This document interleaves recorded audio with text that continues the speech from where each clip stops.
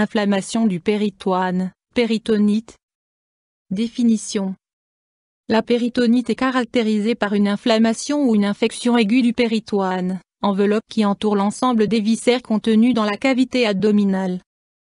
Le plus souvent d'origine bactérienne, elle est due à une perforation intestinale ou à une diffusion de germes à partir d'un organe infecté, exemple estomac, intestin, vésicule biliaire. Les perforations gastro-intestinales sont la cause la plus fréquente à l'origine des péritonites. L'infection peut être localisée ou s'étendre à tout l'organisme par voie sanguine. Dans ce dernier cas, on parle de septicémie.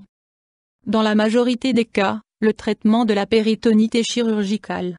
La procédure utilisée, l'évolution de la maladie et les chances de guérison dépendent en grande partie de la maladie sous-jacente et de l'état général du patient. Les complications sont plus fréquentes chez les personnes âgées et chez les sujets immunodéprimés. Cause.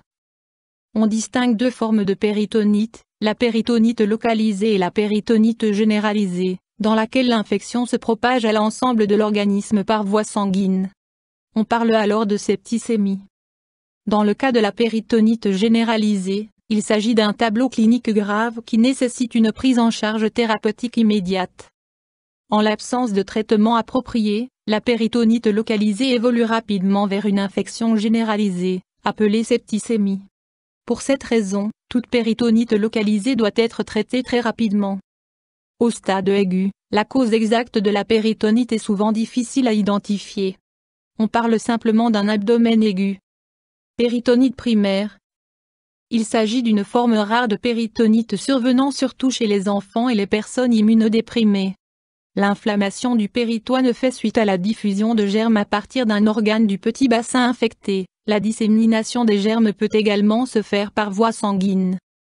Péritonite secondaire. Il s'agit de la forme la plus fréquente. L'inflammation du péritoine est due le plus souvent à la perforation d'un viscère contenu dans la cavité abdominale, exemple estomac, intestin, vésicule biliaire, appendice, avec écoulement de son contenu dans la cavité péritonéale.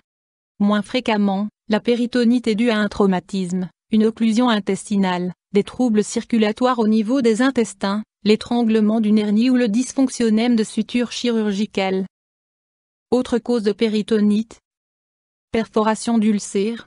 Perforation suite à une intervention chirurgicale ou à un traumatisme, accident de voiture, coup de couteau. Tumeur. Corps étranger. Maladie inflammatoire de l'intestin, colite ulcéreuse, maladie de Crohn. Salpingite. Produits chimiques, EX, produits de contraste pour radiographie, rares. Troubles, symptômes. Douleur abdominale intense. Contraction rigide, permanente et douloureuse des muscles de la paroi abdominale, le sujet est en position recourbée pour diminuer l'intensité des douleurs et la tension de la contracture de la paroi abdominale. Nausées, vomissements. Absence de sel et de gaz. Patiente agitée, pâle, angoissée.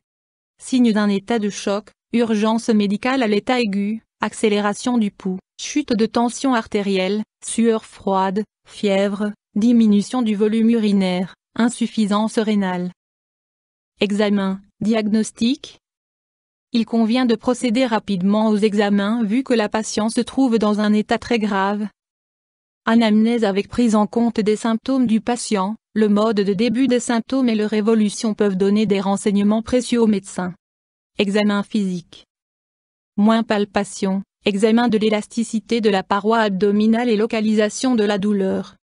Moins auscultation, les bruits intestinaux sont diminués, voire absents.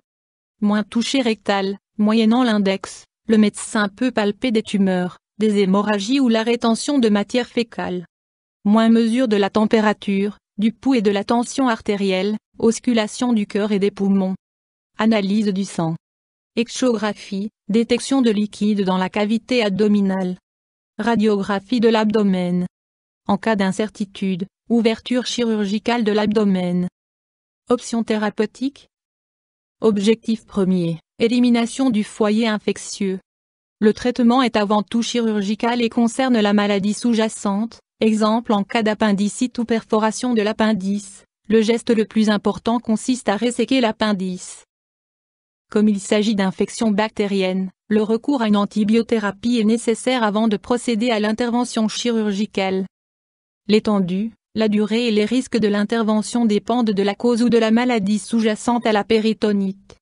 Le but de l'intervention est de resséquer les tissus lésés ou nécrosés. Dans certains cas, une partie de l'organe, exemple partie de l'intestin, doit être enlevée.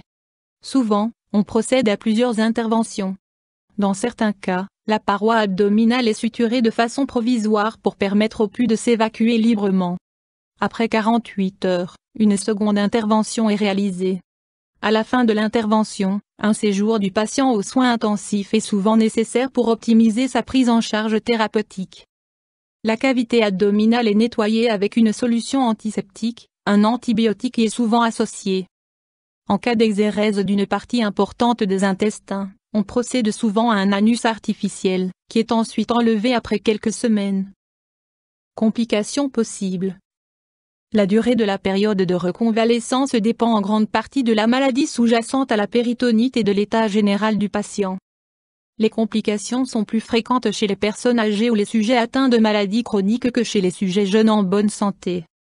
À part l'état de choc, d'autres complications peuvent s'observer. Formation d'abcès au niveau des organes abdominaux ou dans la cavité abdominale. Réaction inflammatoire et formation d'adhérence au niveau de l'intestin, conséquences, occlusion intestinale de type mécanique, ileus.